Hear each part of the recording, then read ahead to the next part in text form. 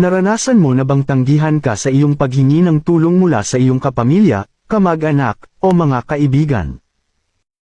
Isang pangyayaring hindi inaasahan sa buhay ng isang tao noong siya'y nagkasakit ng malubha at halos hirap na sa pamumuhay, lumapit siya isa-isa sa kanyang mga kapatid, kapamilya, kamag-anak, at kaibigan, ngunit tinanggihan lamang siya na makatanggap ng tulong.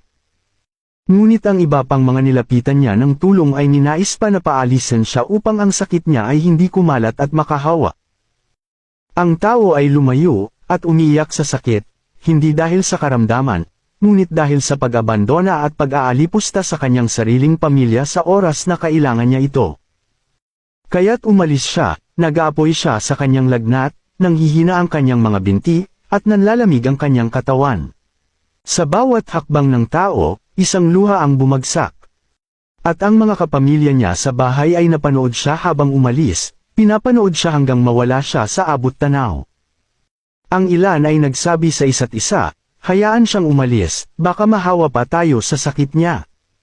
Dapat lang malayo siya sa atin. At nang sa wakas ay nawala ang tao sa kalawakan ng abot tanaw. Lumipas ang araw at buwan. Kalaunan, isang concerned citizens ang dumating sa bahay ng isang kapamilya at inihayag na, buhay ang inyong kapatid. Nakatira siya sa isang abandonadong bahay na malayo mula rito. Bahagya siyang gumaling, ngunit nawala na sa kanya ang hanap buhay. Nagkakaproblema siya sa paghahanap ng pagkain at nangangailangan ng iyong tulong. Biglang nanahimik ang mga kapatid. Pagkatapos ay nagsimula na sila sa mga dahilan. Sabi nila, hindi ako makakapunta. May aasikasuhin pa ako. Ang isa rin sabi, hindi ako makakapunta.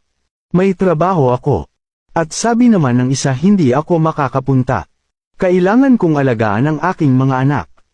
Kaya, isa-isa, lahat sila ay tumanggi sa kahilingan ng kanilang kapatid na humihingi ng tulong.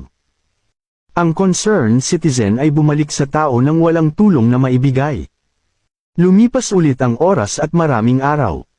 Kalaunan, bumalik ang concerned citizen sa mga bahay ng mga kapatid, ngunit sa oras na ito na may masakit na balita. Namatay na ang iyong kapatid. Namatay siyang nag-iisa. Walang sino man ang ilibing siya o magdalamhati sa kanya. Sa sandaling iyon, isang damdamin ang kumurot sa dibdib ng lahat. Isang malalim na pagdadalamhati ang napuno ng bahay ng magkapatid. Ang mga dahilan ng mga kapatid at mga kamag-anak ay tumigil. Ang mga naghahanap buhay ay iniwan ang kanyang mga gawain. Ang mga nag-aalaga sa mga anak ay nakalimutan ang tungkol sa kanila sandali. Ang panghihinayang